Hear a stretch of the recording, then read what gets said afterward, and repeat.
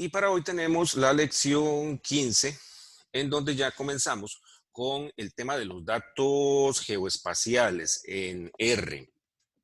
Esto, entonces aquí en esto nos va a llevar hasta el final del curso, entonces espero que veamos mapas ya todos los días a partir de aquí. Bien, como les dije, esta lección está basada en los capítulos 1 y 2 del libro de Lovelace y demás. Entonces, bueno, ahora voy a hacer un repaso sobre lo que hay en esos capítulos para que todos estemos en la misma línea. Y también preparé una serie de ejemplos con datos de Costa Rica, aplicando los conceptos que hay ahí. Entonces, lo primero, hay varias bibliotecas que necesitamos instalar. Me imagino que ustedes no las tienen. Entonces, aquí en la primera sección de la lección hay 1, 2, 3, 4, 5, 6, de las cuales yo creo que solamente el deployer y el ggplot están instaladas. Entonces, por favor, instalen las demás con install packages y mientras tanto voy a ir aquí haciendo un recorrido por esos dos capítulos. Mientras tanto, como siempre, hacemos un archivo. Ups, esto es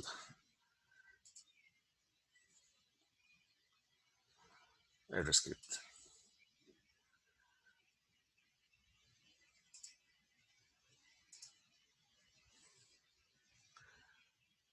Y esta es la clase 15.r. Ok, entonces, en el momento en el que carguen las bibliotecas con library, las 1, 2, 3, 4, 5, 6 que hay ahí, eso no debe darles ningún error.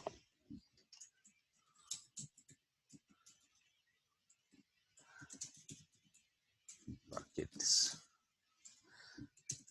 Si alguna, Profe, ¿sí? es que a mí todavía me aparece en la parte del data frame, en la parte derecha, me aparece lo que habíamos visto la semana pasada. ¿Cómo hago para quitarlo? Tenés que crear un proyecto nuevo o crear un archivo nuevo. Un proyecto nuevo sería en este caso. O otra que puedes hacer es borrarlo aquí con las escobitas.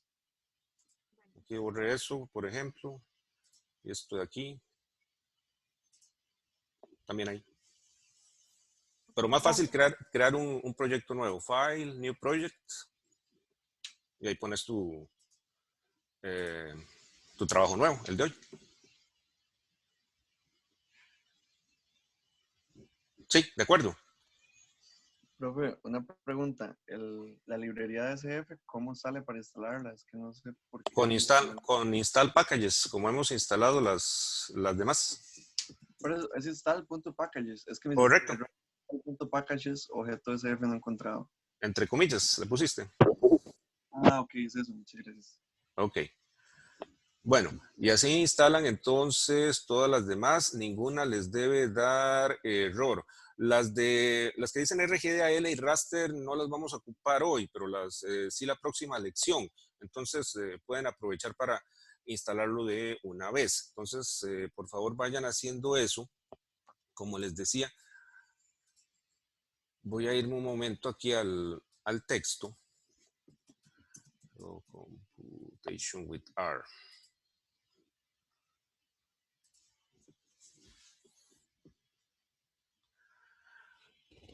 Ok, este va a ser, creo, nuestra referencia principal desde aquí hasta el final del curso. Entonces es importante que lo conozcan bien. En el capítulo primero, el de la introducción, aquí se hace pues un repaso de las ventajas que tiene este enfoque para procesar información geoespacial con respecto a otros, este enfoque de programación y de línea de comandos, con respecto a otros como los SIG de escritorio, por ejemplo el ARGIS y el QGIS. Se destaca mucho la ventaja de la reproductibilidad, espero que esa sea la palabra en español, dado el hecho de que reproducir para que otra persona lo haga de nuevo, lo que uno hace en un SIG de escritorio a través de una interfaz gráfica con clics y con accesos al menú. Eso es difícil en general de reproducir, de compartir. Por otra parte, el enfoque basado en comandos,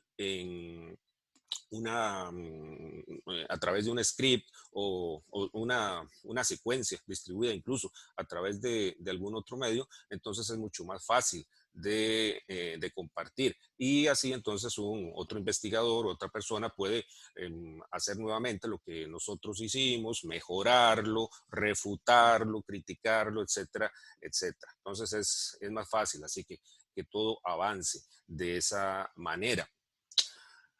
Bueno, ese es el enfoque que se logra principalmente con lenguajes de programación. Vale decir, y aquí también se hace la salvedad, de que muchos SIG de escritorio ya también incorporan la posibilidad de uno poner programas dentro del SIG. Eso se hace principalmente a través de otro lenguaje que se llama Python, que es el que utiliza, por ejemplo, el QGIS y el ARGIS. El GVSIG también, el GRASS, si lo han visto, y muchos otros.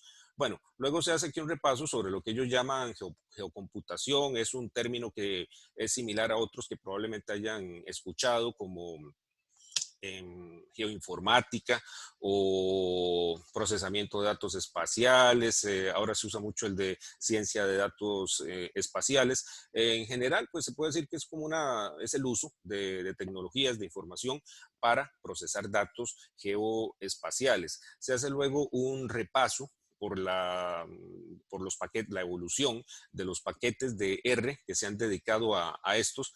Al final por aquí hay un gráfico, bueno, y esto es lo que ellos llaman el ecosistema espacial de R, que es el mismo título que estoy utilizando yo para esta lección, y se mencionan algunos de los paquetes más utilizados, que son algunos de los que ustedes están instalando en este momento, como el Leaflet, que es para visualización, raster, para manejar datos raster, y el SF, que es para datos vectoriales.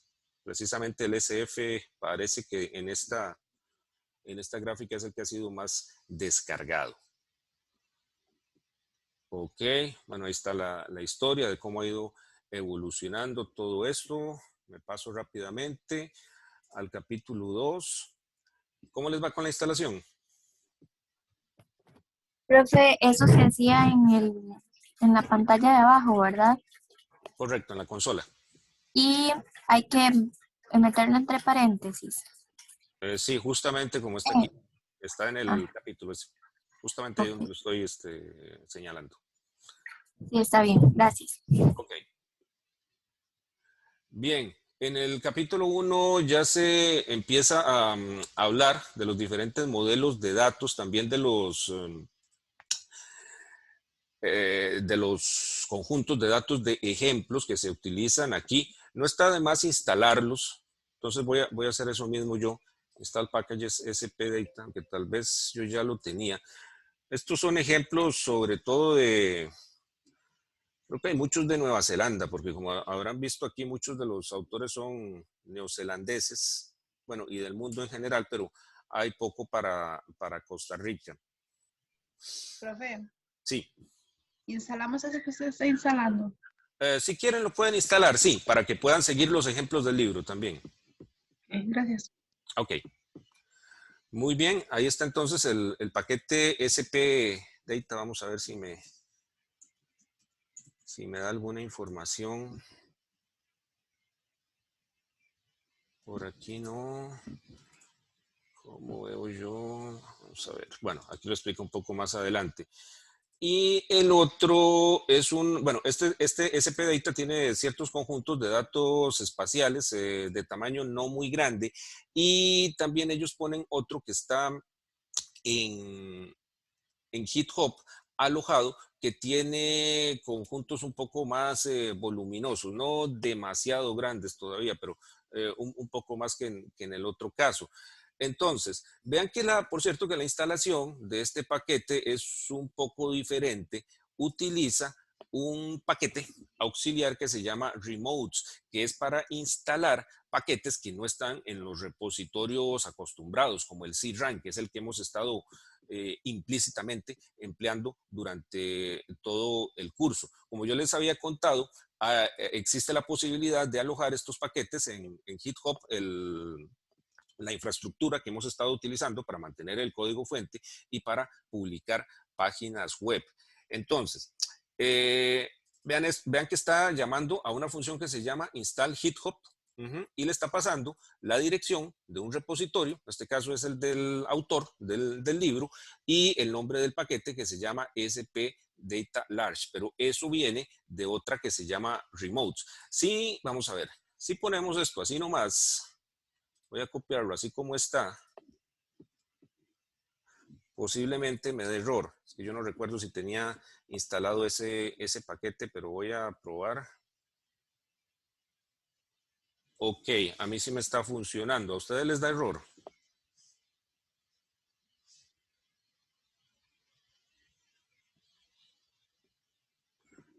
Híjole, aquí me dice. ¿Cuál es ese, profe?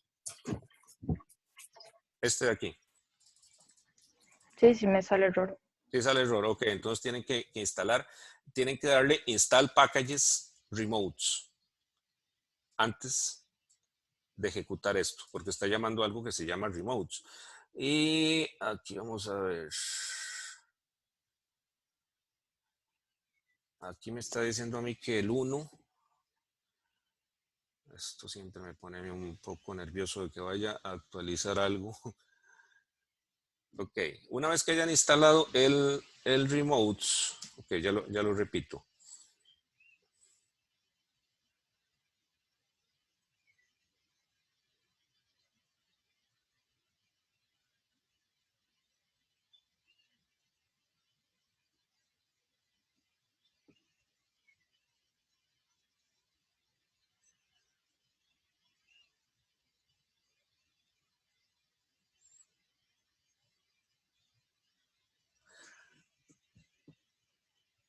Es darle primero install.packages remotes, pero eso ejecutado desde la consola, igual que los demás. Y después entonces sí instalan el de este otro, el último de aquí.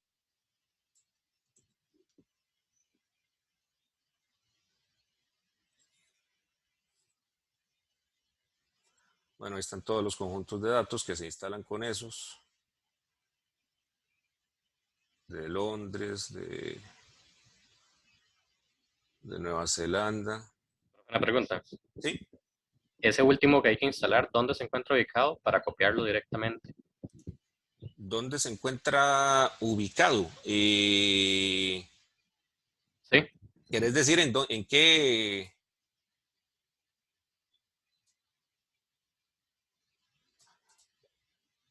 ¿En qué repositorio? No, estoy viendo que es en el capítulo 2 Ah, del libro. sí, correcto. Ah, Aquí ok. el puro principio. Profe, entonces ya que lo tenemos instalado, ejecutamos eso. Correcto. Que está Ok. Exactamente. Una vez que instalaron el remote y entonces les debe correr así como a mí me corrió ese. Entonces, para probar que todo esté bien, entonces podemos cargar todos los paquetes. Voy a cargar incluso esos dos de los ejemplos. Library, aunque creo que no los vamos a utilizar, pero me parece que es bueno que ustedes los tengan porque son los ejemplos del libro y es conveniente que los puedan seguir. Library SP Data y Library SP Data Large. Ajá. Aquí le voy a poner el comentario, datos de ejemplo.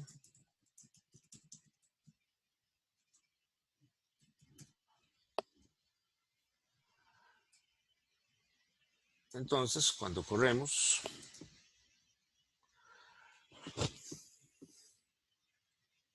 ok, me salen unos warnings, pero aparte de eso, entonces no debería haber ningún problema. Los que hemos visto desde hace rato. Después de remotes, ¿cuál es el que hay que descargar? Este de aquí. El SP Data Large, con esa misma instrucción. Me queda una duda de ese mismo. ¿Hay que copiar todo o a partir de install GitHub? No, con todo y el remotes, porque ese es el paquete en donde está esa función justamente. Ah, entiendo. Probablemente por eso me está dando error. Perdón, está dando error. Ahí está en un libro, ¿verdad? Perdón, no te escuché, Nicole. Usted ahí está en el libro. Sí, en el capítulo 2, al puro principio. Ok, voy a buscarlo. En el programa este está en el link. Es que yo estoy metida como en la clase de hoy donde venían los que había que descargar hoy, pero no sé si está ahí el mismo link. ¿El link a qué cosa? ¿Al libro? ¿Al libro? Lo voy a poner aquí, en el chat.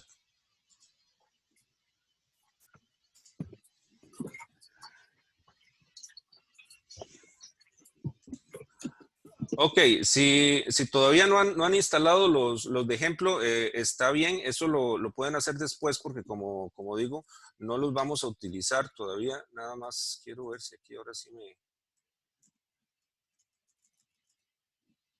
Voy a ver dónde está la ayuda de esto. Aquí no está. Ok, pero... Nada más por hacer una pequeña prueba. Bueno, por ejemplo, está este que se llama World, el mundo. Ujú.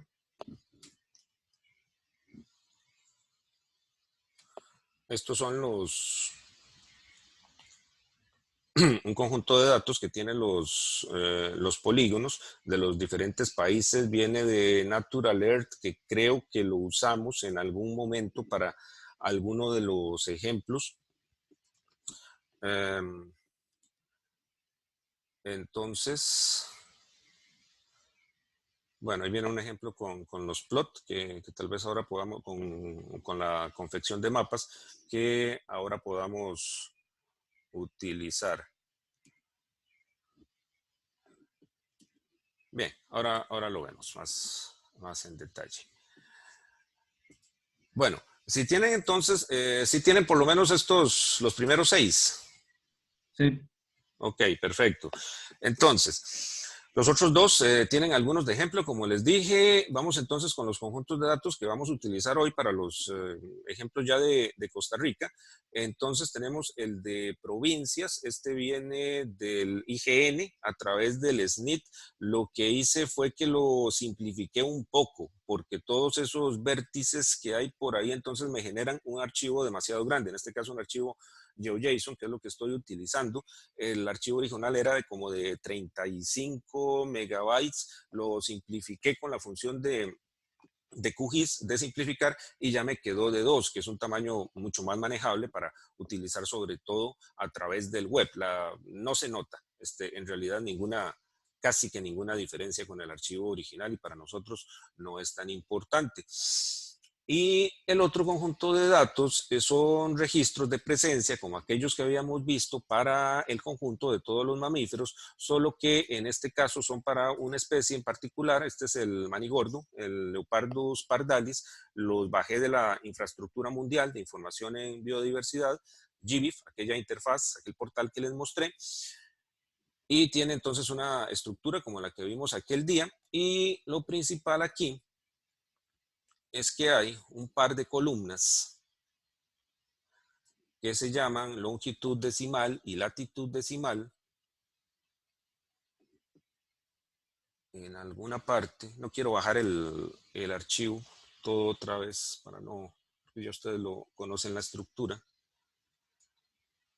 ver dónde veo. Aquí, por aquí las veo. Aquí están.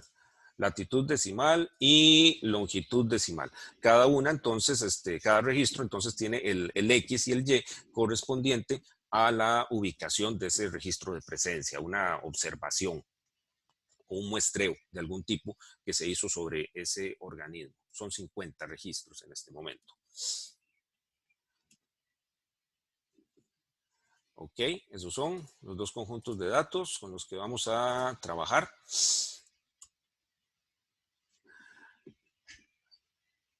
Ya tenemos cargados los paquetes, conocemos los datos y entonces hablemos un poco de esos paquetes que acabamos de instalar. Hoy vamos a hablar de 3 o 4 de estos.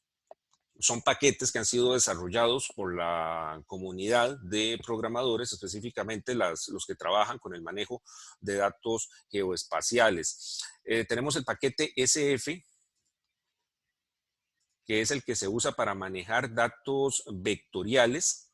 Luego está el paquete raster, pues, por supuesto, para manejar datos raster. Y hay algunos más que utilizamos para visualización, como Leaflet.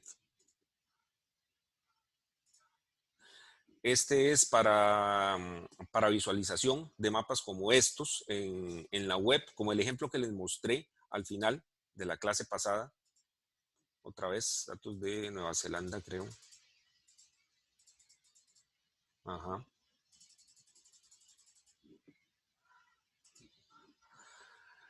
Y algunos de los paquetes que hemos visto para graficación, como el ggplot 2, también tienen alguna capacidad para generar mapas que vamos a ver brevemente el día de hoy. Yo creo que el otro que habíamos visto, el plotly, también puede generar algún tipo de mapas. Ok. Con estos paquetes podemos manejar tanto datos raster como datos vectoriales, y la clase de hoy vamos a cubrir el tema de los datos vectoriales, a comenzar a utilizar el paquete SF y dar algunos ejemplos. Bueno, ¿qué es el modelo vectorial? Probablemente ustedes ya lo conocen de algunos otros cursos de GIS. Es un modelo que está basado en puntos que están localizados en un sistema de referencia de coordenadas, un sistema como el WGS84 o el CRTM05, y tenemos entonces básicamente 3 tipos de datos vectoriales: los puntos, las líneas y los polígonos, y sus equivalentes multi, como los llaman, o sea, los multipuntos, los multilíneas y los multipolígonos. A veces, para cada punto, como dice aquí, aparte de las dimensiones X y Y, o sea, longitud y latitud acostumbradas, tenemos una dimensión Z, pero ese no es el caso, por ejemplo, de los datos con los que vamos a trabajar hoy. Bueno, este modelo está estandarizado a través de un estándar que se llama Simple Features. Esto es un estándar de la ISO, la Organización Internacional de Estándares, que en realidad proviene de otra organización que se llama el OGC. OGC quiere decir Open Geospatial Consortium.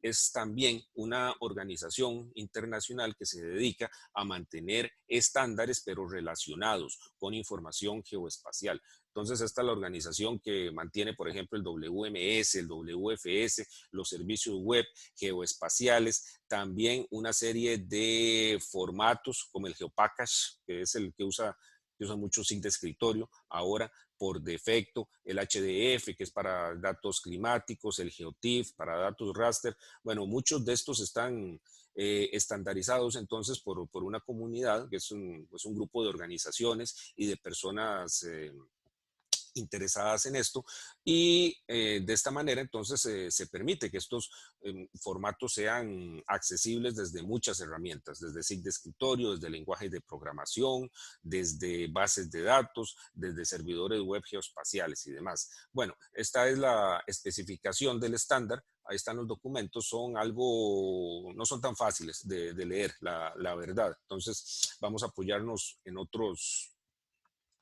recursos para emplearlos. Aquí está en la figura que sigue, una representación de esos tipos de datos que les estaba comentando. En realidad, la especificación del estándar define 17 tipos de geometrías. Sin embargo, 7 son las que uno ve por lo general. Como les decía, el punto, la línea, el polígono, y luego el multipunto, la multilínea y el multipolígono. Y aquí agregan también esto que llaman colección de geometrías, que es algún tipo de datos que contiene varios de estos otros que acabo de mencionar. Este yo no lo veo tampoco así como con mucha frecuencia. Creo que principalmente son los otros 6 en el caso de los datos vectoriales. Bueno, el estándar, el simple feature y la especificación es lo que permite que esto se use en muchos software, como les estaba diciendo, el paquete SF, la biblioteca GDAL que vimos a principio de curso, bases de datos geoespaciales, servidores web de mapas y otros más. Entonces, todo eso está basado en esta especificación y es una parte importante de lo que permite intercambiar datos entre diferentes software de diferentes fabricantes y de diferentes fuentes que lo generan. Bueno, para implementar este estándar existen varios paquetes en diversos lenguajes de programación, paquetes y bibliotecas. En el caso de R, tenemos el que se llama SF, que viene precisamente de Simple Features. Habíamos visto aquí la documentación. Esta es la página principal. Incluso hay como algunas hojas de resúmenes. También hay ejemplos y preguntas que hacen los usuarios y se explica en general. Los autores de este paquete son, por cierto, varios de los mismos autores del libro que estamos siguiendo. Bueno, ¿qué es lo que hace el SF? Esto está basado en una serie de bibliotecas que también se utilizan transversalmente, digamos, en muchas aplicaciones geoespaciales. Ustedes tal vez se estarán dando cuenta que esto del software geoespacial está sustentado en un conjunto de aplicaciones que se usan y que se replican en otras. ¿Cuáles son esas aplicaciones o estas bibliotecas? Bueno, el GDAL, que ya vimos a principio de curso, esto es lo que nos permite leer y escribir datos en varios formatos, tanto raster como vectoriales, y eso lo hace a través de un único modelo abstracto de datos raster y de datos vectoriales. ¿Qué era lo del único modelo abstracto de datos? Era como un modelo común para todos los formatos, digamos los vectoriales, el shapefile, el geopackage, el KML, el GeoJSON. Entonces, ese modelo me permite leer y escribir con las mismas funciones sin tener que fijarme en las peculiaridades de cada uno de los formatos. Si eso no existiera o algo equivalente, tendría uno probablemente que hacer programas diferentes para Shapefile, para KML o para cada uno de los diferentes formatos. Ok, ese es el GDAL que conocemos. Luego tenemos el GEOS.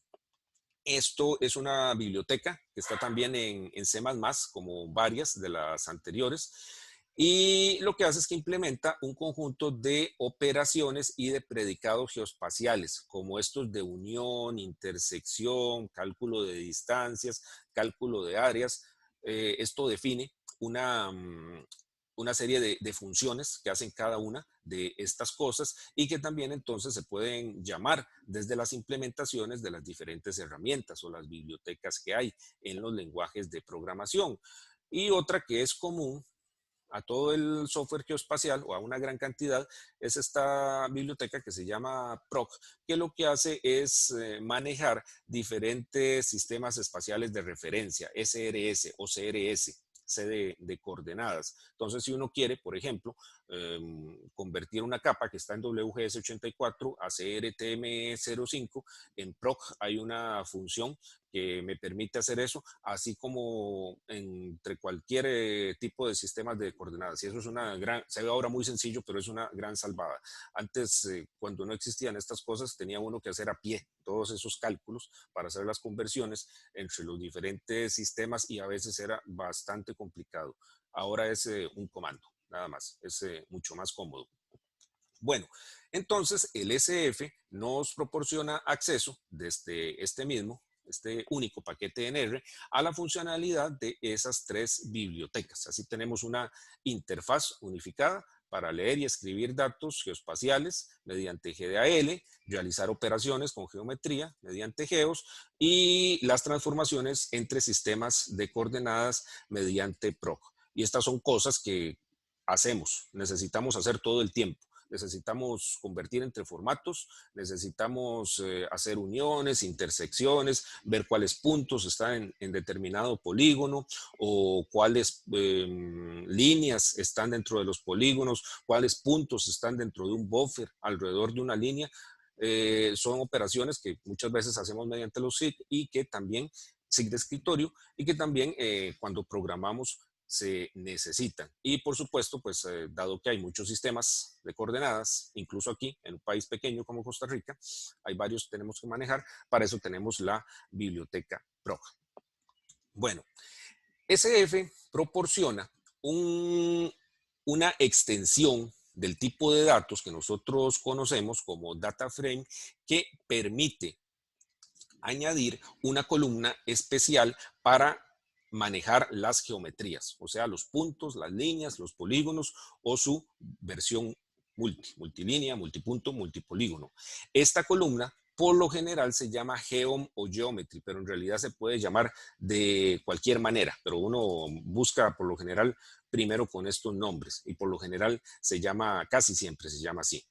Bueno, y ya que esto entonces es un data frame, podemos manipularlo con las funciones que ya conocemos para los data frames y con la misma forma de hacer referencia a las filas, o sea, las observaciones y las columnas, las variables. Ok, vamos a ver entonces algún ejemplo de uso de eso, algunos ejemplos de esas funciones. Vamos a cargar primero la capa de provincias. Entonces, eso lo vamos a hacer a través de una función que se llama strread. Voy a entrar ahí a la documentación para verla rápidamente. Como dice aquí, lo que hace esta función es que carga simple features. Features en este caso es un punto, una línea o un polígono. Es como una manera muy general de referirse a algún objeto que hay en el espacio. Bueno, y además del punto, la línea y el polígono, las geometrías propiamente dichas, están también los datos asociados. En este caso, digamos, de las provincias sería el nombre de la provincia. Ahí vienen otras informaciones como cómo fue de dónde proviene el nombre, cuál es el área y cualquier otra cosa que le queramos agregar. Ok, vean los argumentos que reciben. El primero es el DSN. Esto viene de Data Source Name. Son el acrónimo, digamos, en inglés. No es otra cosa que la ruta en la cual está la fuente de datos que queremos acceder, por ejemplo, el archivo. Y luego, pues, hay una serie de opciones que vamos a ir viendo poco a poco. Bien, podemos ejecutar eso. Entonces, voy a copiarlo así como está porque hay una ruta larga, como pueden ver.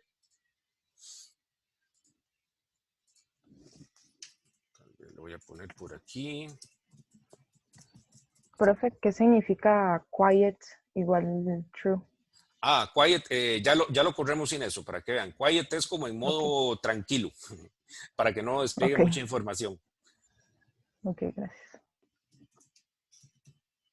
Ejemplo de uso de funciones de SF. Ajá, vamos a correrlo de las dos formas, sí. Y me faltó un paréntesis, no, está bien. Ok, ejecuto esto.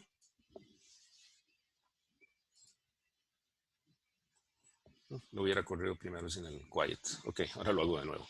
Bien, ejecutamos y tenemos entonces este data frame, que en realidad, bueno, además de un data frame es otra cosa que se llama provincias, que como ven ahí tiene 7 observaciones correspondientes, por supuesto, a cada una de las 7 provincias y 8 variables, 8 columnas. Entonces podemos abrirlo con el view o con el botoncito. Esto lo simplifiqué precisamente porque si no tarda mucho más tiempo en cargar. Ok, entonces vemos las columnas usuales de cualquier conjunto de datos, como el nombre de la provincia, probablemente esto lo han visto antes, nombre del polígono, provincia en este caso. Aquí hay una columna con el origen de ese nombre, que es bastante interesante, por cierto. Y al final vean que tenemos una columna que se llama Geometry, que era de la que estábamos hablando. Y lo que tiene es una lista de coordenadas, que son puntos correspondientes a los vértices de estos polígonos, porque son polígonos. Ok, eso es lo que obtenemos, ok, al leer mediante stread una dirección en donde hay ubicado un archivo geoespacial. En este caso, más fácil verlo aquí para la ruta tan larga. Igual está larguísimo. Sí, vuelvo a dar este curso. Profe, Buscar nombres más pequeños. Sí. a ver si entendí. Ese read es para leer datos vectoriales, solo vectoriales. Solo vectoriales. Para raster necesitamos otro paquete y otras funciones. Ok, gracias. Ok, el ST, por cierto, viene de espacio-temporal en inglés. Entiendo que esto en algún momento se pensó también para que incluyera datos temporales, pero esa parte no se implementó tanto. De hecho, eso se hace a través de otros paquetes. Sí tenemos datos temporales, por supuesto, como fechas aquí y horas, pero no es una biblioteca tan especializada en eso. Es sobre todo de la parte geográfica. Bueno, y por cierto, estas funciones que empiezan con ST, muchas de esas, como vamos a ver más adelante, están disponibles en muchos otros lenguajes de programación y muchas plataformas de procesamiento. Por ejemplo, en bases de datos, en otros lenguajes como Python. Eso es lo que se logra a través de los estándares y de esas bibliotecas que son comunes a varios lenguajes de programación y a varias herramientas informáticas en general. Ok, tenemos ahí entonces nuestro conjunto de datos de provincias. Bueno, lo del quiet lo voy a hacer se lo voy a quitar y lo voy a volver a cargar, nada más para que vean qué es lo que sucede ahí. Espero que me tire lo que... Vamos a ver. Ajá. ¿Ves? Si lo hago sin el quiet, entonces me despliega esta información que en realidad es útil. Cuando uno lo hace por lo menos desde la línea de comandos. Bueno, te dice aquí cuál es el origen, o sea, dónde está ese archivo. Aquí, como otras veces, estoy accediendo a un archivo en la web, pero puede ser un archivo local. Simplemente se le pone ahí en lugar de HTTPS, C2 puntos, etcétera, etcétera, la ubicación de donde está el archivo. Bueno, cuántos features, cuántos polígonos en este caso y cuántos campos. Aquí no está contando el de las geometrías. El tipo de geometría es multipolígono. Es multipolígono seguramente porque hay algunos polígonos que forman parte de provincias, pero que no están en el polígono principal. Ese es el caso de Punta Arenas, por ejemplo, que tiene varias partes que están desligadas.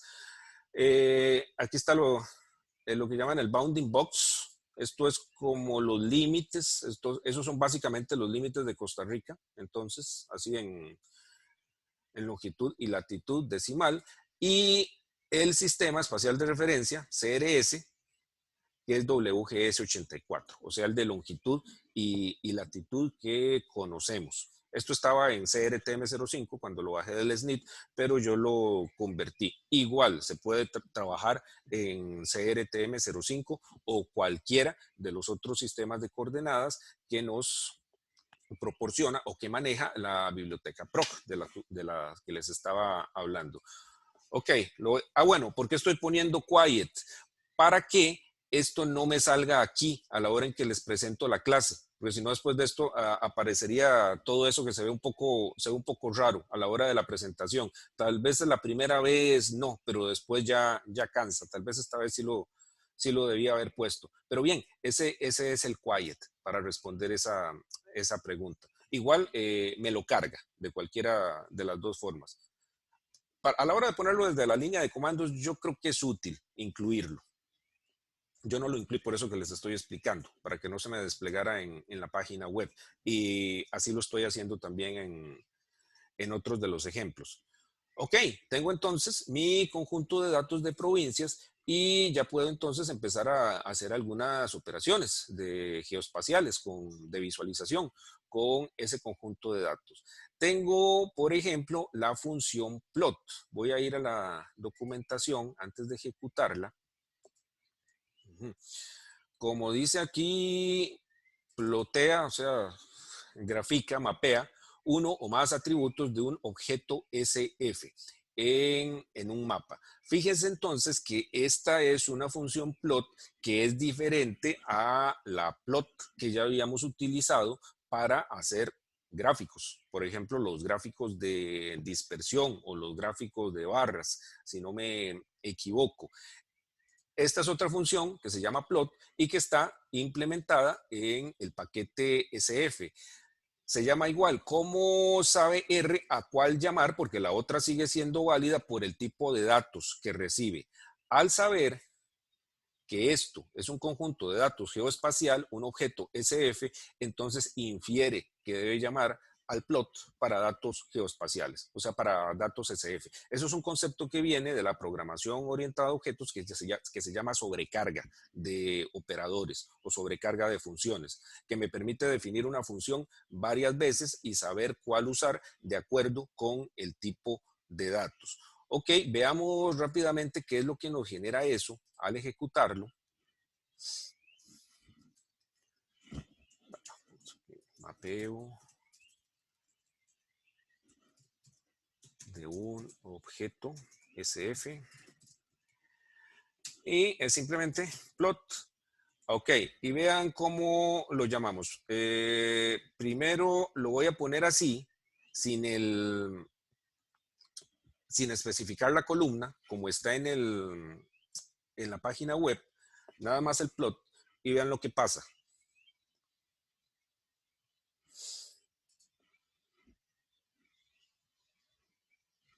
Ok, aquí en los plots, ajá, aquí está. Me generó un mapa diferente para cada una de las variables que hay en ese data frame. Aquí lo que está buscando es generar un mapa temático, por ejemplo, un mapa de coropletas, como le llaman, para variables numéricas, en las cuales esto tiene un poco más de sentido.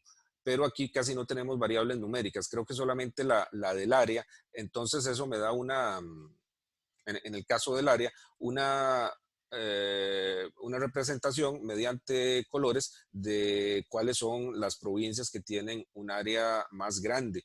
Entonces me imagino que va del amarillo al azul, algo así por el estilo, y que por eso entonces Punta Arenas es la que me aparece de amarillo y Heredia es la de azul y luego varios en el medio. En los otros casos, como les digo, creo que no tiene mayor relevancia lo que aquí me está presentando. Pero yo puedo entonces utilizar la notación del nombre del data frame con el signo de dólar y el nombre de la columna para mapear una de esas variables en particular. Provincias, digamos área, que es como les digo la única que le veo algún sentido. Bueno, aquí me está llamando a la función plot. Más bien, ven, aquí, porque estoy pasándole una columna numérica. Vamos a ver. Creo que tendría entonces, en este caso, para que me funcione así, vamos a ver si se lo pongo de esta forma.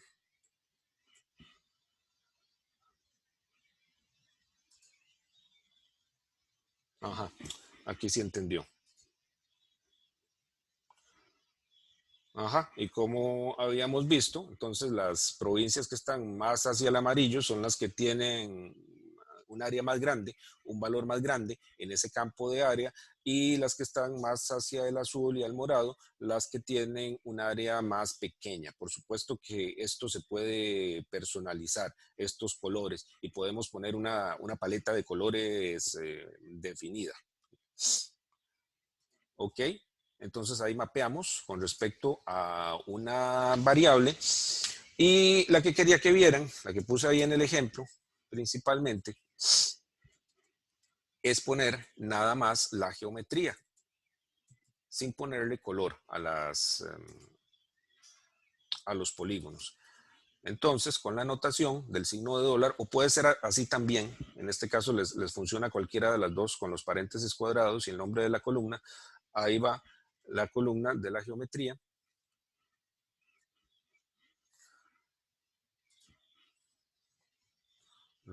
Y ahí está. Ese es el resultado de la función plot, así sin ningún parámetro, aplicado a la columna de geometrías. Es un mapa ahí sumamente sencillo. ¿Cómo vamos hasta ahí? Bien. Muy bien. Profe, a mí me sirvió, pero hubo un mensaje que me decía que los márgenes son muy largos. Entonces Sí, no no me importa, salía. Pero pero es te que lo... no me salió fue con el de geometría. Ah, no, sí, ya. Los, No, sí, sí, al principio no me sirvió y después sí. después sí, ok. Sí, puede Bueno, ser ok, tal vez por entonces, el tamaño de la ventanita. Creo que a mí me ha salido eso. Si esa ventanita está como muy pequeña o es insuficiente de alguna forma para el tamaño de lo que queremos graficar, creo que a veces sale eso. O si uno pone ok. algunos elementos que se salen ahí como títulos o Ujú, alguna cosa, pero es cuestión de ok, acomodarlo. gracias. Con gusto.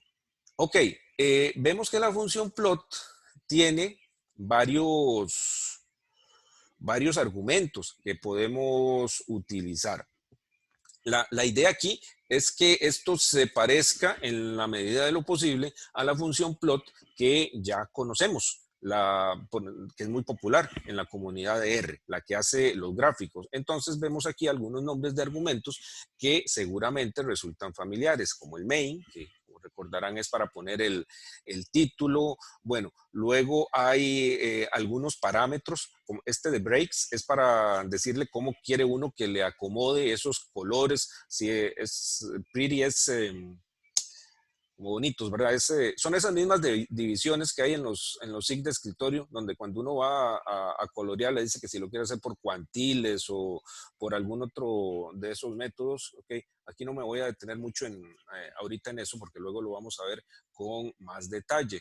Bueno, los límites de lo que uno quiere desplegar. Ahora vamos a hacer un ejercicio con eso. El extend también tiene que ver con eso. Y hay ahí varios parámetros que uno puede emplear. En el siguiente ejemplo, está ahí mismo, estoy utilizando varios de esos.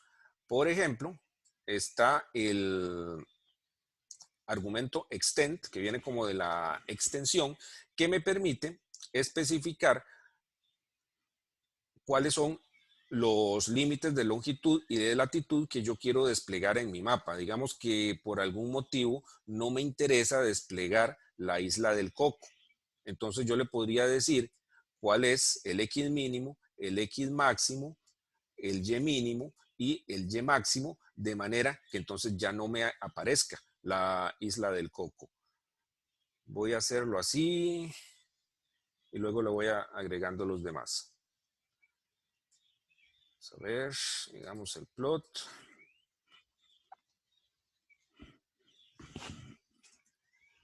Y vamos a ver cómo vamos con los paréntesis. Me falta uno. Creo que sí. Creo que así está bien. Muy bien. Aquí ploteamos. ¿Cómo se dice plotear? Se dice algo así como graficar. No hay una palabra exacta. Ok, entonces aquí esto ya me salió un poco más, creo yo, un poco más ubicado hacia lo más grande. Sí, ya no me sale la isla del Coco. Estoy restringiéndome a la parte continental. Ok, conforme le voy agregando más parámetros a esto, entonces puedo ir personalizando mi gráfico, mi mapa, perdón, un poco más. Digamos, main igual provincias de Costa Rica.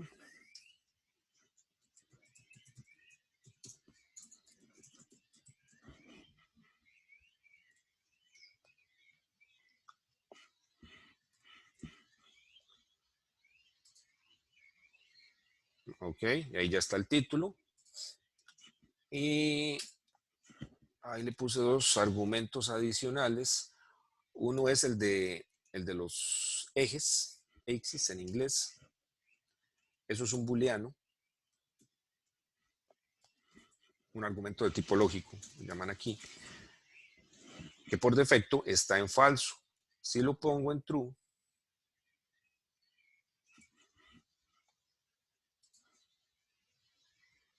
obtengo ya entonces esta cuadrícula de aquí.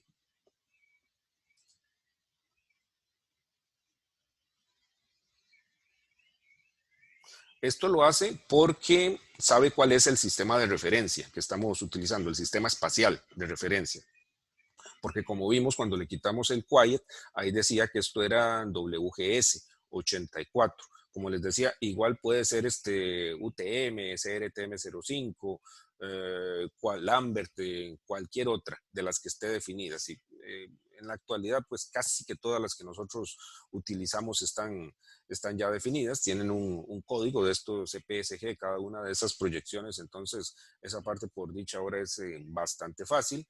Bueno, ese es el argumento del axis,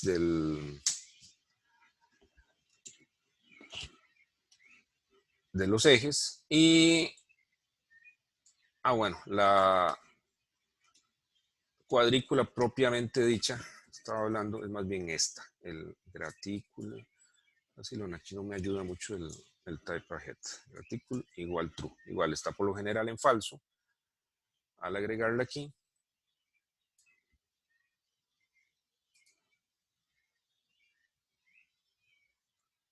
ahí está.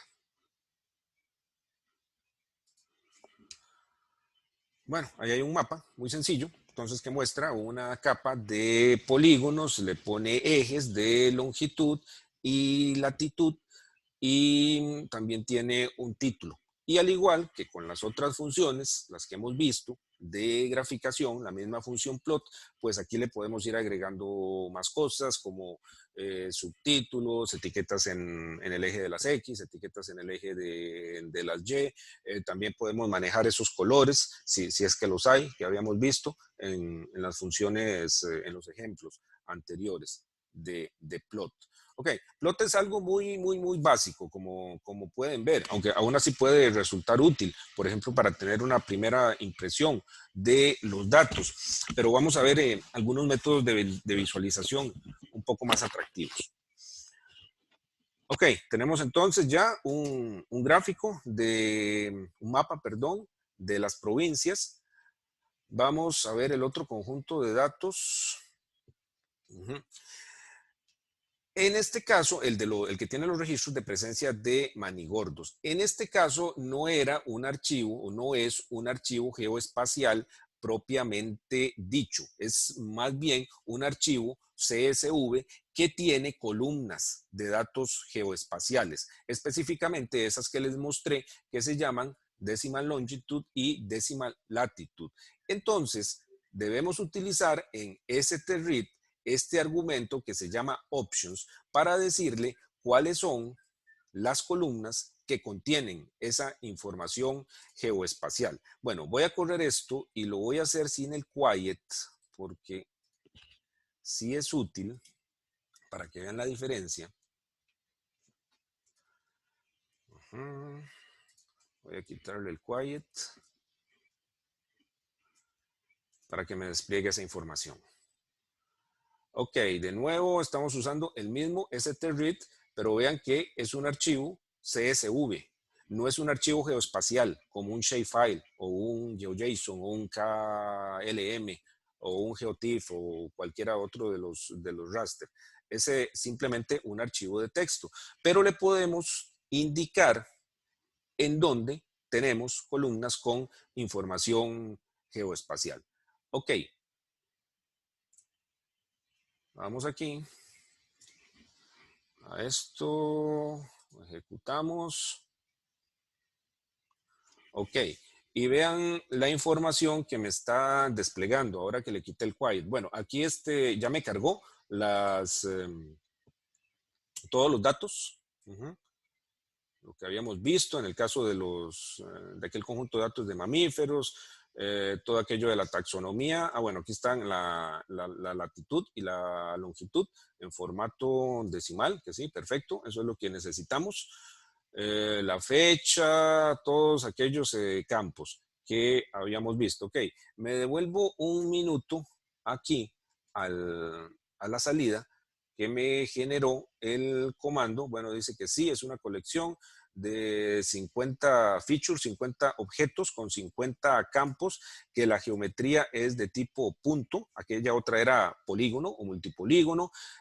Aquí está el bounding box, o sea, los límites, la X mínima, X máxima, Y mínima, Y máxima, pero vean que el CRS, o sea, el sistema espacial de referencia, está en NA, de Not Available. Eso es porque no le dimos ninguna información de cuál es ese sistema de referencia. En el caso del GeoJSON que cargamos hace unos minutos, eso estaba en la información del archivo, porque es un archivo hecho para eso, para datos geoespaciales, pero ese no es el caso con el CSV. ¿Ok? Entonces tenemos que ayudarle un poco a la función a decirle cuál es ese sistema espacial de referencia. Antes de correr el comando que sigue ahí, que hace precisamente eso que les estoy diciendo, de asignar el sistema de referencia, voy a ejecutar el plot para que vean lo que sucede. Si antes no he corrido eso.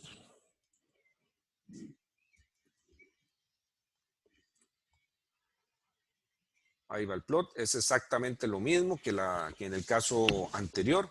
La columna de geometría que quiero mapear, los límites, título. Bueno, aquí le estoy poniendo un parámetro adicional que es de color, igual orange. Eso es para que los puntitos de los manigordos aparezcan en anaranjado.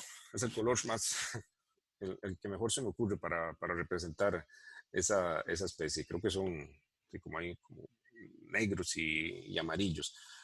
Ok, vean aquí entonces cómo me mapeó los puntitos. ¿Qué diferencia le ven a esto con el otro gráfico, con el otro mapa que habíamos creado? Aquí en los ejes. ¿Perdón?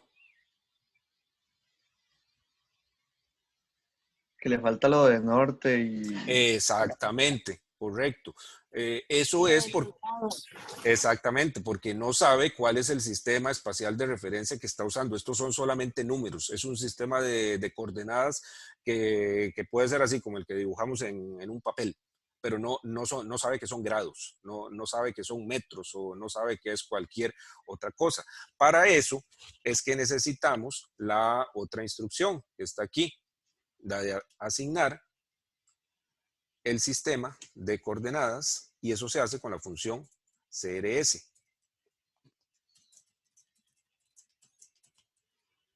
A veces le dicen CRS, a veces es SRS.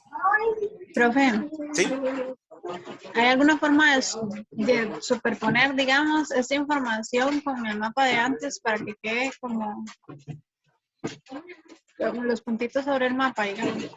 Sí, eso es lo que sigue justamente en el siguiente ejemplo. Lo vamos a ver. Entonces le pasamos como parámetro, como argumento, nuestro conjunto de datos, el de manigordos, y le ponemos 4326. ¿Sí saben qué es el 4326? ¿Por qué estamos poniendo 4326? ¿Y qué es lo que significa? ¿No es el código? Sí, el código EPSG. Las diferentes, por si alguien probablemente todos lo sepan, pero por si acaso alguien no, las diferentes proyección es una palabra muy general, los sistemas espaciales de referencia, cada uno de los que usamos, tiene un código para no tener que ponerle ahí en otras, con otras notaciones que son un poco más complejas. Cada sistema espacial de referencia tiene un código que está definido por esa organización. Era una organización europea que se dedicaba a exploración petrolera hace tiempo. Creo que ya no existe, pero nos dejó esa herencia de esos códigos que se utilizaban y se ha vuelto ya como un estándar, yo creo que es de facto, yo no sé si bien definido. Ok, entonces lo que conocemos con WGS84 es el EPSG 4326. Ahí aparecía, digamos, la web Mercator, que es la que utilizamos mucho en mapas en la web, por ejemplo, con Google Maps. De hecho, fue Google Maps quien la introdujo. Esa tiene su propio EPSG, CRTM05 tiene su propio EPSG y así. Entonces, esa es una forma sencilla de decirle cuál es el sistema de coordenadas. Ok, ejecutamos eso. Ahí le estamos diciendo entonces el conjunto de datos de Manigordos tiene un sistema 4326. Y cuando volvemos a ejecutar el plot,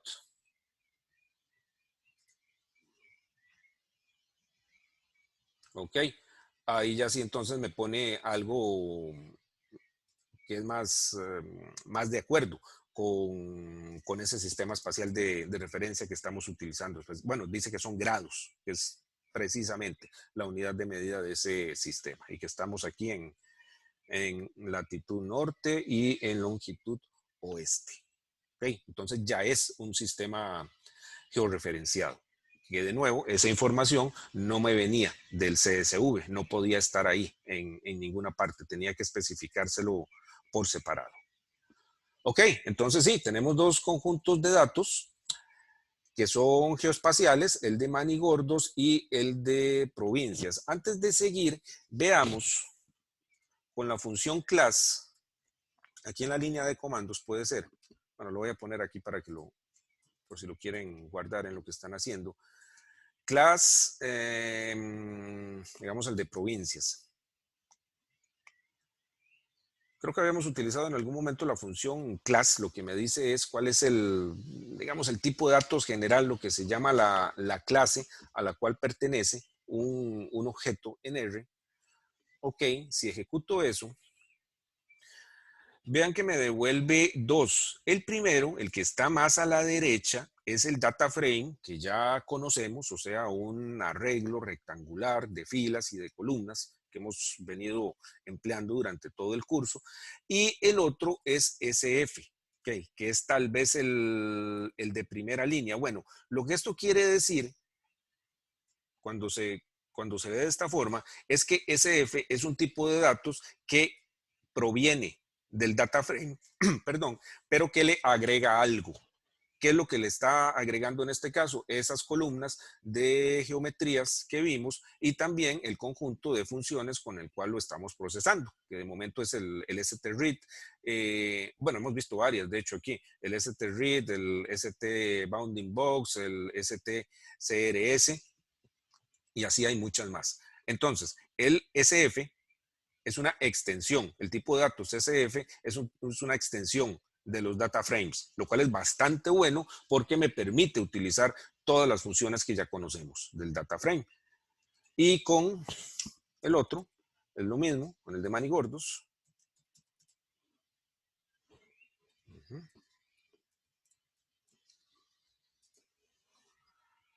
Es un SF y es un data frame. O sea,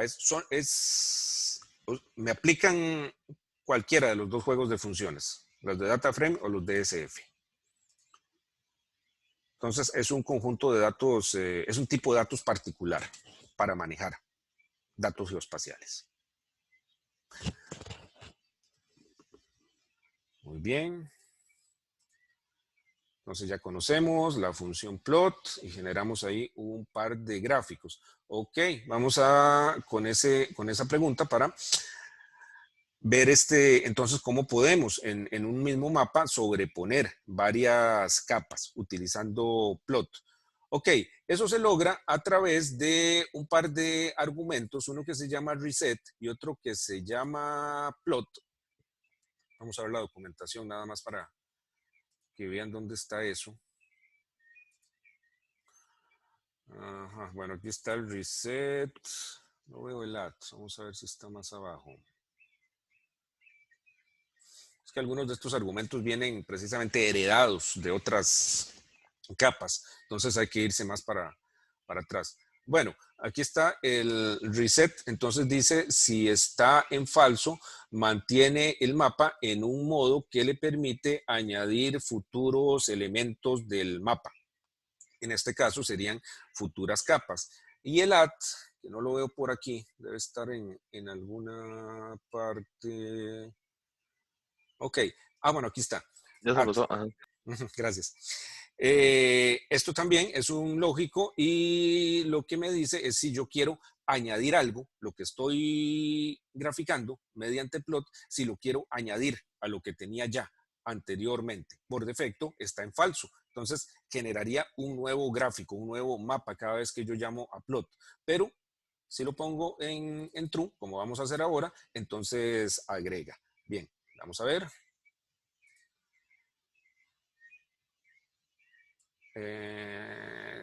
Comencemos con la primera.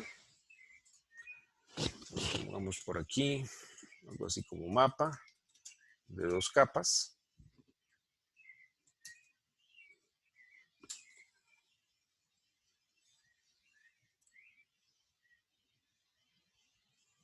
Ahí va el primer gráfico, entonces va con reset igual false. Esto es para que no me lo reinicie cada vez que yo llamo a plot y todo lo demás está igual,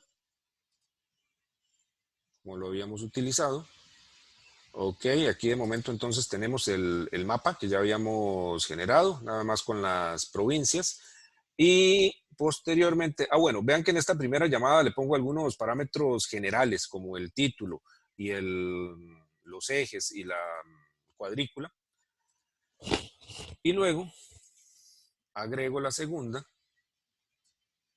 ya nada más con lo que corresponde a esos puntos de registros de presencia de los manigordos.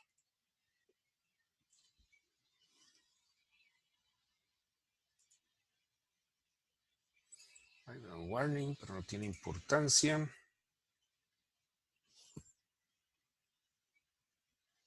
Qué raro. Ok, pero funcionó. Ahí tenemos entonces el mapa de 2 capas. Y por supuesto hay muchas cosas ahí que le puedo hacer, cambiarle el tamaño de los circulitos, el ancho, el grosor de las líneas, pero me voy a guardar eso para hacerlo con otros paquetes. Pero vean que aquí entonces uno obtiene un mapa que le da a uno una idea de con qué está trabajando y que puede ser útil, incluso en algunos casos en donde uno no puede hacer mapas muy adornados. A veces en publicaciones, por ejemplo, que son en blanco y negro, hay que ponerlos así. Sí, adelante. El add, ¿qué significa? Disculpe, como de... Que le agrega la capa, esta segunda capa, la agrega a la que ya habíamos generado. Ok, gracias. Si no se la pusiera, me generaría, como ya pasó antes, me generaría un mapa por aparte, que nada más tiene los puntitos. Bien. Gracias. Con gusto.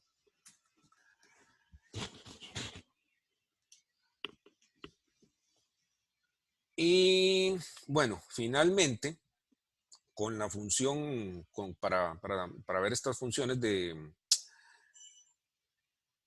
SF, vamos a ver el STWrite. Esta es, digamos, la contraria al STRead, y como se imaginarán, lo que hace es guardar en el disco un objeto SF.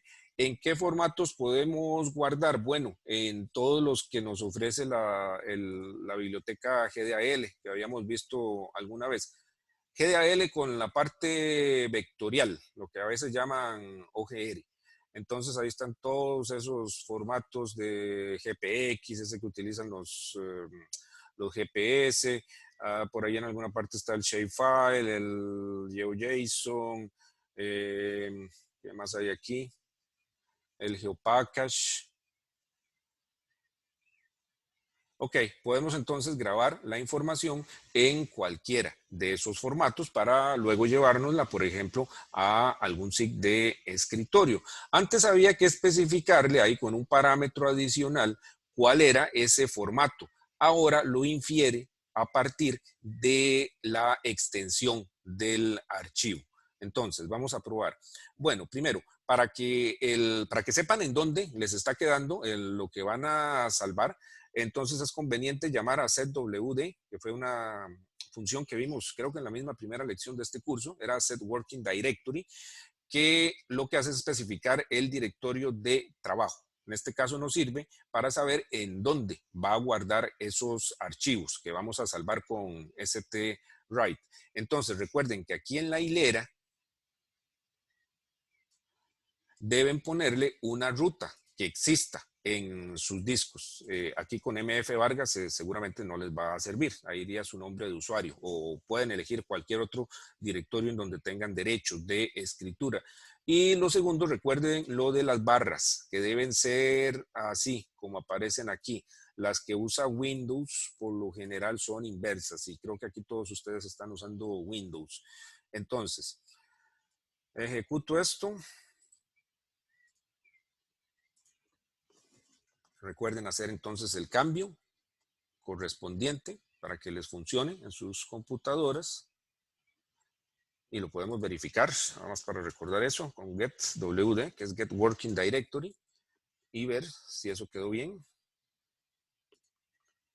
Ahí está, CD Users, MF Vargas, Downloads. Entonces ahí me va a dejar los llamados, los archivos que voy a generar.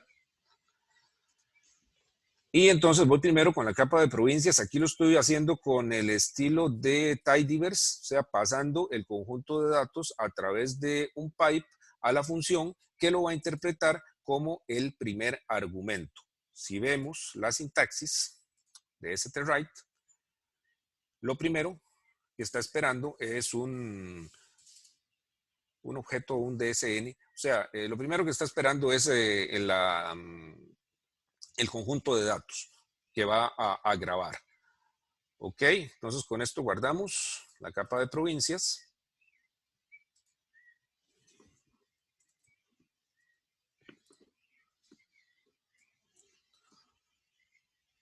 Voy a limpiar esto porque si no me va a dar algo. Yo creo que si no le cae encima, pero ahí lo tengo pegado ahí. Bueno, ejecútenlo ustedes y creo que no les va a dar problemas. Nada más.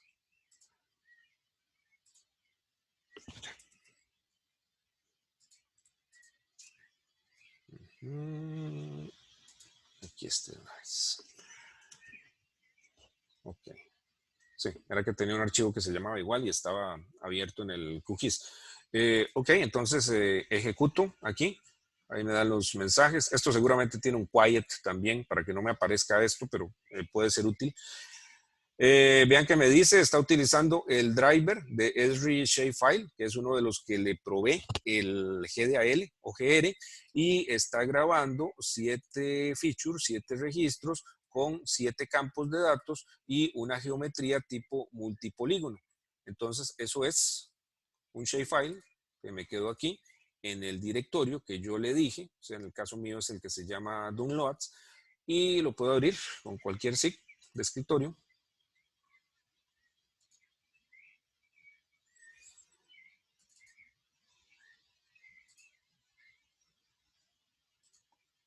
Ahí está, mi shapefile de provincias, generado desde R, con la biblioteca SF. Los mismos campos. Y de manera similar, podemos guardar la capa con los registros de los manigordos Se guarda la capa de registros de presencia de manigordos. Igual, vamos a usar el mismo archivo del mismo estilo de tidyverse, manigordos, lo paso por un pipe, envío eso por un tubo y se lo mando a la función st write y le doy un nombre de archivo, que puede ser cualquier cosa. Y el stwrite, a partir de la extensión, entonces infiere cuál es el tipo de archivo que yo quiero generar. Manigordos.kml. KLM es la línea aérea, creo. Keyhole Markup Language, sí.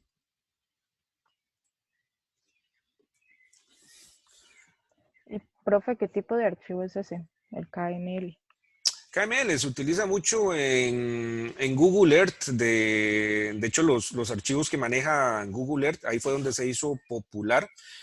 Son tipo KML, quiere decir eso que acabo de mencionar ahí, de balbucear, Keyhole Markup Language. Era una compañía que creó este formato, entonces Google lo compró para el Google Earth y como el Google Earth es muy popular, entonces este formato también se hizo popular y ahora está estandarizado por el OGC. Es uno de los tantos formatos vectoriales que hay. Gracias. Es que como nunca lo había visto, siempre había visto Shapefile y JO, o sea, sí. todos los otros, pero sí, gracias. Ya. Sí, está basado en XML. Esto es texto, entonces lo pueden abrir con cualquier editor de texto, ahí si tienen curiosidad.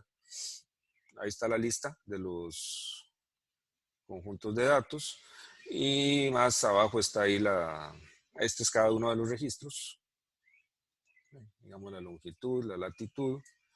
Y por alguna parte estarán ahí las geometrías. Igual pueden salvar en muchos otros formatos. Digamos GeoPackage. ¿Cuál es la extensión del GeoPackage?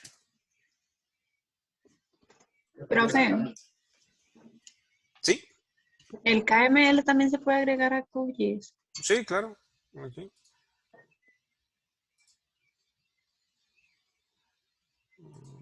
Vamos a buscarlo. manigordos.kml.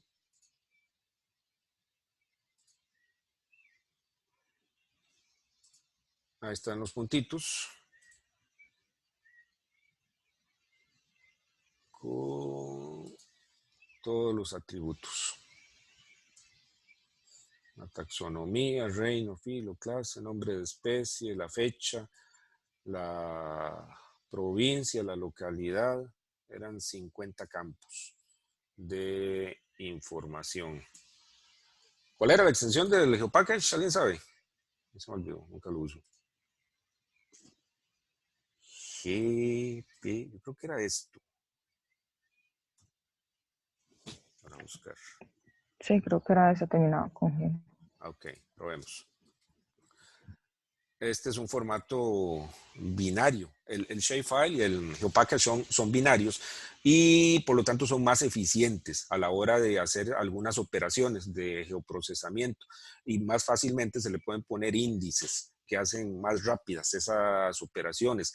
KML y GeoJSON están basados en texto, entonces el tamaño es más grande y el procesamiento en ese sentido es un poco más lento, pero tiene otras ventajas, como por ejemplo para usarse en servicios web, a través de la web. Luego vamos a ir viendo algunas características de eso, algunas implicaciones. Ok, lo ejecutamos ahí, dice, utilizando el driver GPKG, que me imagino que es el del GeoPackage, en toda aquella lista. Igual lo podemos agregar aquí con la herramienta de QGIS, buscamos datos vectoriales. Aquí está, manigordos.gpkg.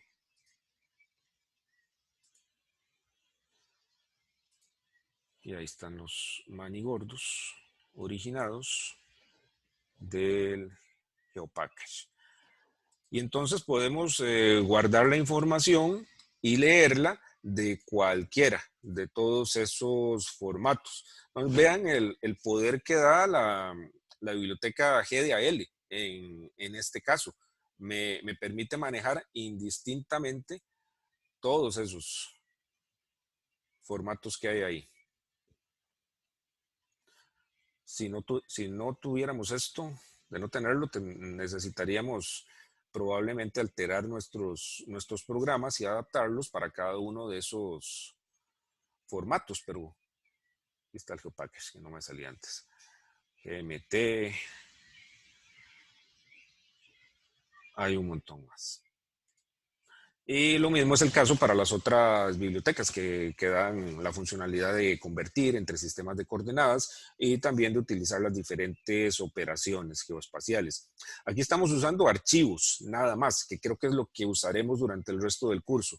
Las fuentes de datos pueden ser otras cosas como bases de datos, digamos un motor de base de datos como Oracle, o como Postgres o el MySQL. Probablemente en otros cursos de la carrera ustedes vean un poco de eso. Entonces es una herramienta más poderosa para procesar datos que los archivos. Pero bueno, para el curso esto nos funciona bien.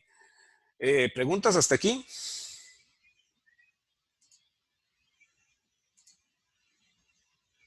¿Sí le salió?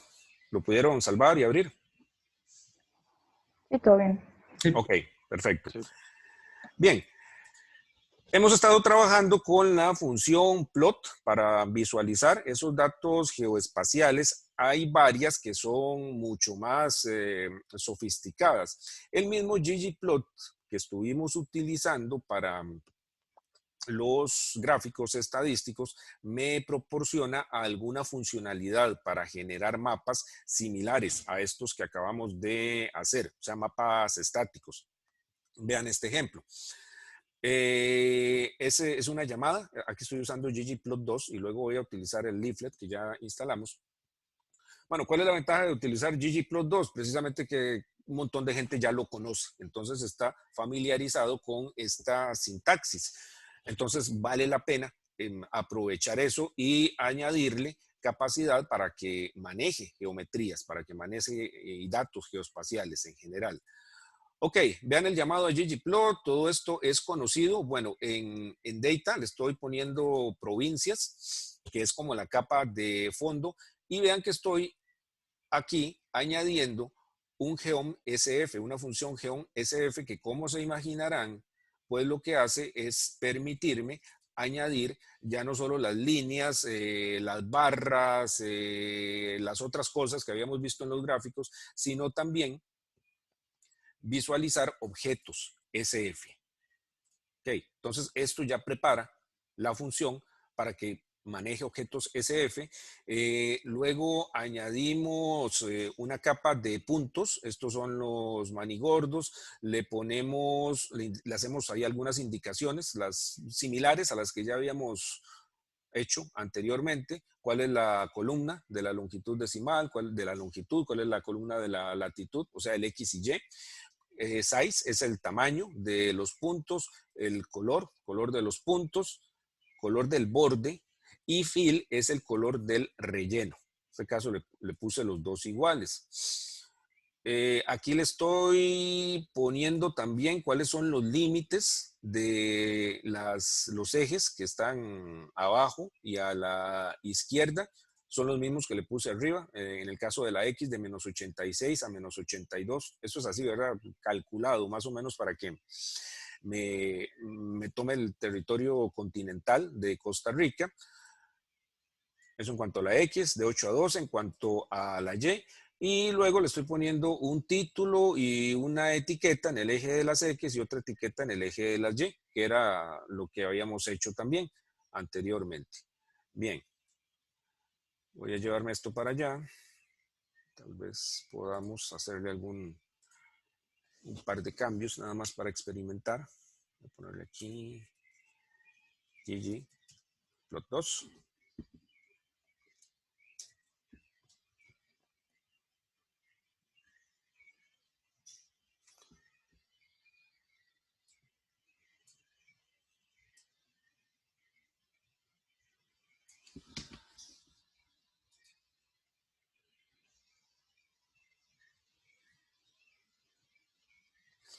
Ok, y listo.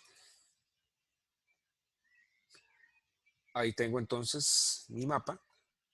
Es como en el caso de las diferencias, creo que habíamos visto entre el plot normal, el base para generar gráficos, y los gráficos que me salían de ggplot, pues son un poquito más presentables. Ahí se ven como más elegantes. Y aquí, como como vimos la lección pasada, pues también le puedo agregar temas y para regularle y embellecer la letra, los colores y demás.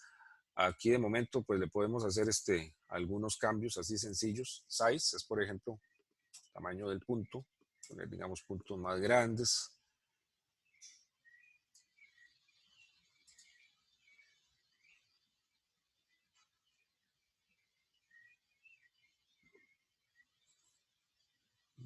Demasiado grandes.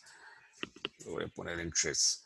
Y aquí en color, pues le cambio el color. Puede ser algún color ya predefinido o puede ser notación hexadecimal. FF, esto es para que sea rojo. 00, 00, 1, 2, 3, 4 ceros. Y lo mismo, bueno, digamos que el fill, no, vamos a hacer esto. El call lo voy a dejar todo en ceros para que el borde entonces salga negro. Y el de aquí, vamos a ver, digamos que verde, que nada que ver con los manigordos, yo creo, pero para que se diferencie.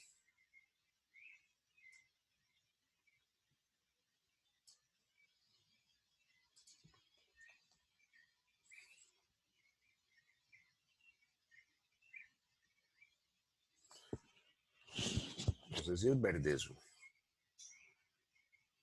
Eso es verde.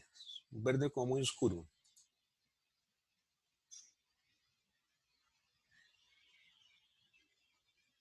No estoy seguro. Probamos otra cosa. Ok, negro y el amarillo. ¿Cuál es el RGB del amarillo? El RGB no, el X del yellow.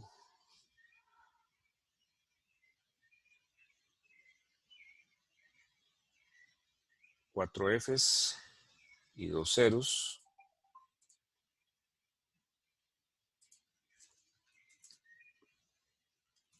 Amarillo y negro, yo creo que ya se parece más a los manigordos.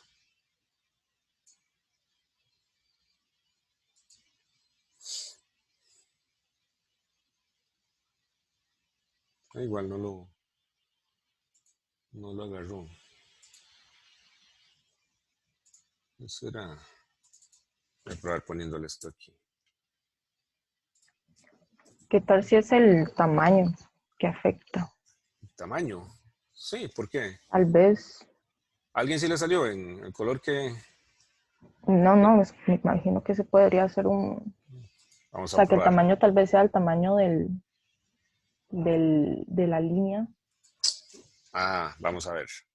Voy a entonces probar no, que sí no estaba creo. sirviendo cuando eran los dos del mismo.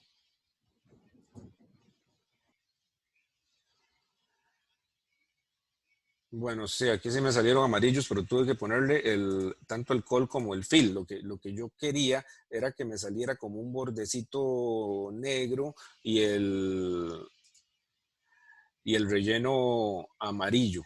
Pero bueno, hay que jugar un poco más ahí con los parámetros. Bueno, ahora lo vemos, que no quiero tomar aquí demasiado tiempo para que nos quede tiempo de discutir bien el proyecto. Ok, pero aquí hay entonces un mapa que se puede generar con ggplot, la función ggplot del paquete ggplot 2. Y para que tengan una idea, que también lo vimos la vez pasada, también podemos utilizar esta otra biblioteca que se llama Leaflet, que es para generar mapas en la web. Esto, como creo que les conté, viene de una biblioteca en JavaScript, que es el lenguaje que se utiliza principalmente para hacer aplicaciones web. Entonces esa biblioteca, como es tan popular, fue portada a varios lenguajes de programación. Y en el caso de R tenemos un paquete que se llama Leaflet. A veces le dicen Leaflet for R, Leaflet para R. Bueno, vean cómo funciona así rápidamente. Hacemos una llamada a la función Leaflet y luego, mediante los pipes, le vamos agregando capas, digamos, o elementos. Voy a poner primero esos dos, el leaflet y el add tiles, para que vean qué es lo que hace el add tiles, así por sí solo.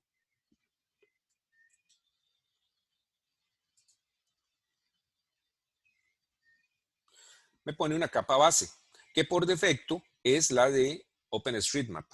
Seguramente conocen OpenStreetMap, es una iniciativa para generar mapas de manera comunitaria. Entonces, así sin, o sea, la gente va con sus GPS y con sus teléfonos, ahí digitalizando los caminos, los edificios, otro montón de cosas. Ha tenido mucho éxito y se utiliza mucho, entre otras cosas, como mapa base. Entonces, si utilizamos la función addTiles, así nomás, entonces lo que me agrega es la capa de fondo del OpenStreetMap, de una de las de OpenStreetMap, porque hay muchas más.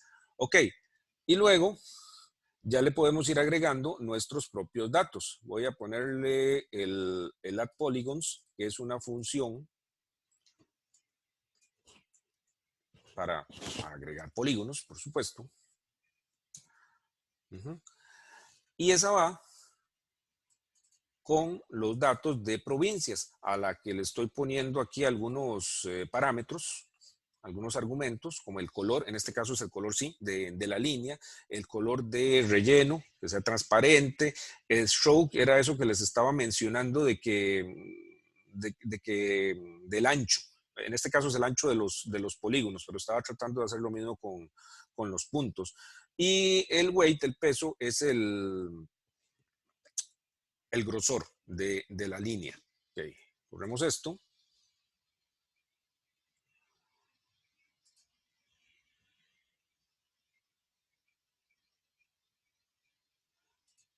Ok. Y ahí está. Bueno, y noten que el tamaño ya se me acomodó automáticamente al tamaño de la capa que yo le sobrepuse. Aquí en este caso sí estaba, creo, lo de la isla del Coco, entonces me la está incluyendo.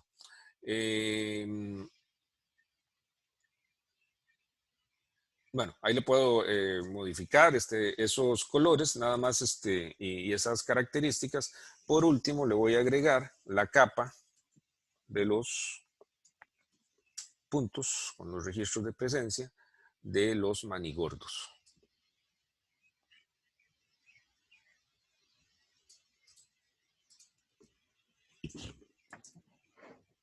Profe, ¿qué significaba stroke? Stroke es como el borde. Ah, okay. Ahora se lo pongo en true para que vean. Ok, gracias. Con gusto.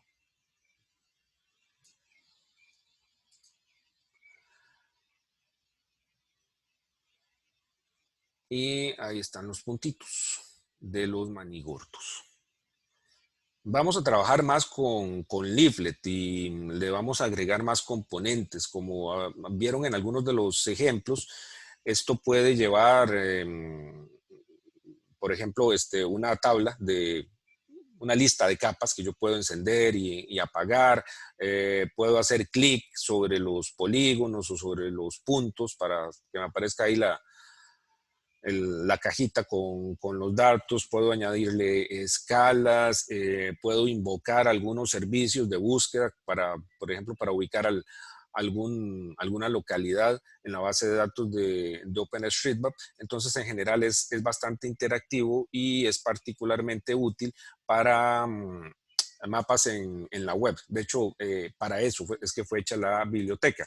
Pero lo importante, lo que quiero resaltar aquí, es que estamos utilizando los datos que generamos mediante SF, los objetos SF que generamos mediante la biblioteca SF, específicamente el de provincias y el de manigordos, y eso ya los podemos utilizar con otros paquetes para tener mapas estéticamente más agradables y que tengan otras ventajas. Específicamente usamos aquí el ggplot2 y el Leaflet. Lo del stroke, vamos a ver, digamos, aquí lo tengo, el stroke en F, fill color orange. Vamos a ver si puedo hacer aquí aquello de, digamos, le pongo stroke igual true. Vamos a ver si me pone el borde ahí solito.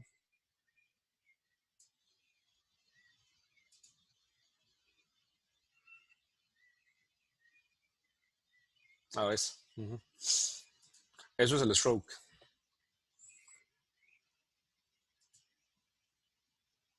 Ese borde que está alrededor de los puntos. En algunos casos podría ayudar, en otros casos no tanto. Aquí por defecto me puso un color de como azul, ¿no? Y bueno, yo le puedo... Ok, perfecto. Yo le puedo regular ahí qué tan ancho quiero que sea ese borde y qué radio quiero que tenga la parte del centro. Podría servir para los buffers. Sí, por ejemplo. Ajá. Ok, bueno, gracias. Con mucho gusto. Bueno, entonces esto es una visión general de lo que podemos hacer con el paquete SF. Luego vamos a adentrarnos en operaciones más detalladas para manejar atributos, para cruzarlo con otros conjuntos de datos, para manejar geometrías más en detalle y demás. Ok, eso es entonces una introducción a los datos vectoriales. La próxima clase continuamos con una introducción a los datos raster. De nuevo, por favor, lean el libro, que ahí está explicado eso con los ejemplos que proveen los autores. ¿Alguna pregunta? De momento todo bien. Ok, si no hay más preguntas... Sí, perdón, ¿alguien iba a decir algo? No, que todo bien. Ok, perfecto. Si no hay preguntas, si te parece, Cristian, entonces podríamos pasar a lo del proyecto. Perfecto. Si no hay más preguntas. Ok, entonces hay 2 proyectos en el curso y cada proyecto equivale un 30%. Entonces voy a presentar, ¿verdad?, los datos con las instrucciones del primer proyecto. Y vamos a trabajar con datos climáticos, ¿verdad?, para aplicar todo lo aprendido, todo lo visto en el curso hasta el momento. ¿Ok? Entonces todavía no entra la parte geoespacial en ese primer proyecto. Hay 2 semanas de tiempo para resolverlo y para subirlo al aula virtual. Entonces, ¿puedo compartir la pantalla también? Sí, claro. Entonces, aquí tengo en mi directorio el archivo de los datos que vamos a trabajar. Esos de una estación climática automática en la ciudad de Liberia, ¿verdad? Tal como lo pueden bajar de un servicio web. Nada más que esos datos se los voy a facilitar, pero no están en limpio, entonces todavía hay que hacer un tratamiento. Pero aquí tengo el archivo y se los voy a mostrar abriéndolo en LibreOffice. En mi caso, ¿verdad?, es un archivo CSV, entonces el separador de columnas es por coma. Si lo abro, aquí esto es lo que ustedes van a percibir, ¿verdad?, que hay una primera columna A con fechas, escala diaria, aquí 1 de enero 2015, 2 de enero 2015, 3 de enero 2015 y así va. y hay 6 columnas con datos, ¿verdad? Es una estación automática, entonces contiene todas las variables meteorológicas. La primera es la temperatura en grados Celsius. La segunda columna C, aquí con datos, es la humedad relativa en porcentaje, 0 a 100. Aquí la columna D es velocidad de viento. Aquí tenemos en la columna E la lluvia en milímetros. Aquí en la columna F está la radiación solar de onda corta o irradiación en vatios por metro cuadrado. Y última columna es un derivado, un cálculo. Eso no es una medición, eso es un cálculo, ¿verdad? Usando las demás variables meteorológicas para determinar evapotranspiración también en milímetros. Entonces, la tarea de ese proyecto, el trabajo principalmente consiste en limpiar esa base de datos. Entonces, indagar, ¿verdad?, en qué dimensión tiene, dónde están celdas vacías o NAs, ¿verdad?, para excluir esos NAs, not available, en el análisis, porque eso puede distorsionar, ¿verdad?, algunos cálculos. Luego usamos, ¿verdad?, el análisis explorativo de datos que hemos visto en el curso mediante gráficos en la visualización de esos datos. Entonces, por ejemplo, aquí pueden calcular, ¿verdad?, por dato, por columna, histogramas para ver la distribución de esos datos. Luego, lo que hemos visto, lo que se hizo es resumir esos datos, ¿verdad?, de una escala diaria a una escala mensual, calculando para las variables temperatura, humedad relativa, velocidad de viento y radiación, los promedios mensuales y graficarlo. Aquí voy a mencionarlo y los ponemos en las instrucciones escritas también, que la lluvia en milímetros y la evapotranspiración en milímetros, ahí el interés no es el promedio, sino el volumen acumulado. Entonces ahí no van a promediar, sino van a o deberían calcular sumas mensuales para el total. Pero eso es algo específico y se lo vamos a poner en las instrucciones escritas. Para luego, ¿verdad?, por ejemplo, también calcular gráficos XY, relacionando, ¿verdad?, la temperatura con la radiación directamente, ¿verdad?, para ver si ahí hay correlaciones o no. Entonces, ahí van a trabajar con gráficos en forma de histogramas, calcular una estadística descriptiva básica, calcular promedios mensuales o anuales, ¿verdad?, y llegar hasta una visualización de correlaciones. Entonces, todo eso vamos a poner en las instrucciones, ¿ok?, donde luego pueden aplicar, ¿verdad?, lo visto, las funciones, los paquetes como ggplot2 para resolver ese proyecto 1, ¿verdad?, trabajando con datos climáticos. ¿Algo por agregar, Manuel? ¿Se me olvidó algo?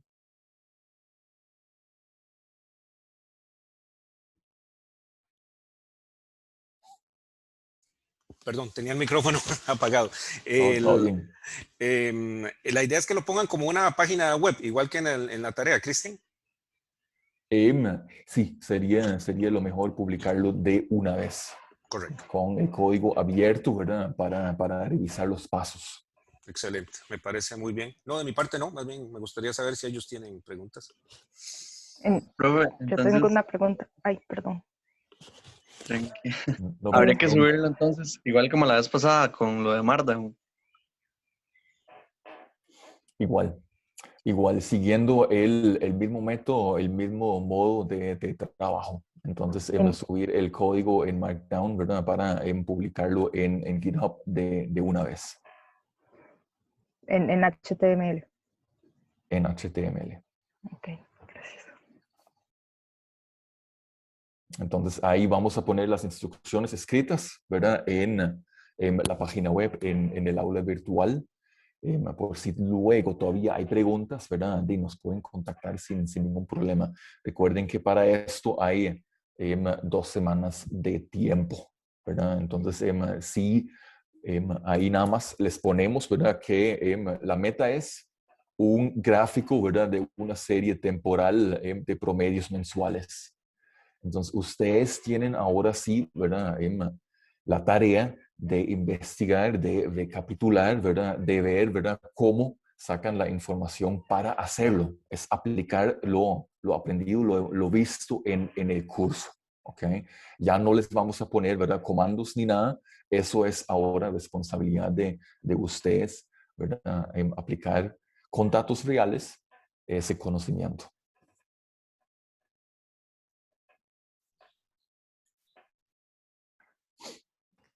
¿Alguien más? Sí, yo no. Claro. Igual que en la tarea pasada, en ese tienen que hacer como comentarios debajo de los gráficos y de las cosas que uno hace de lo que se hizo, de lo que se muestra con análisis de los gráficos y así. O en este no. No es tanto el análisis, ¿verdad? Porque yo no sé qué tan avanzados están ustedes en la carrera, si ya han visto, ¿verdad? Climatología o parte de la hidrología. Entonces ya entrar en temas muy específicos, ¿verdad? De la interpretación, de la dinámica temporal de esos datos, no es el objetivo, ¿ok? Si lo saben y si lo quieren poner, ¿verdad? En Markdown para que se vea bonito como comentario, perfecto, todo bien, todo bienvenido, ¿ok? Pero eso no es parte de la evaluación aquí. Aquí es, ¿verdad? La evaluación es elaborar las estadísticas y los gráficos según lo que hemos visto, ¿verdad? Con esos datos, aplicado a esos datos.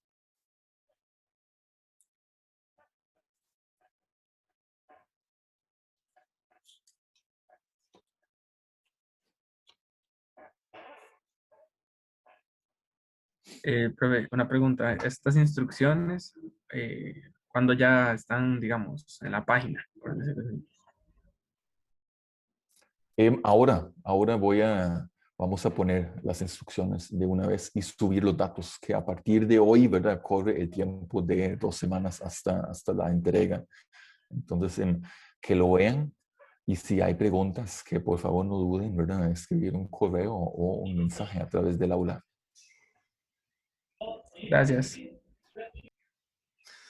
La idea, como dice Cristian, es que ustedes aquí ya se vayan soltando un poco más, porque los hemos llevado como muy paso a paso, ¿verdad? Hasta el momento, pero ustedes en situaciones reales, parte de lo que van a tener que hacer es investigar por su cuenta, ¿verdad? Y definir un flujo de pasos, una secuencia de pasos a tomar y ver qué decisiones implica cada uno de esos pasos. Entonces, esperamos que con este proyecto entonces ustedes puedan ir adentrándose en ese sentido.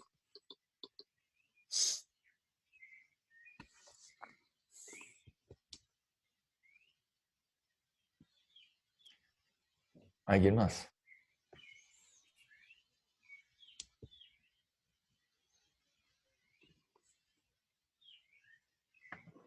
Tal vez las dudas van a surgir cuando empecemos a trabajar.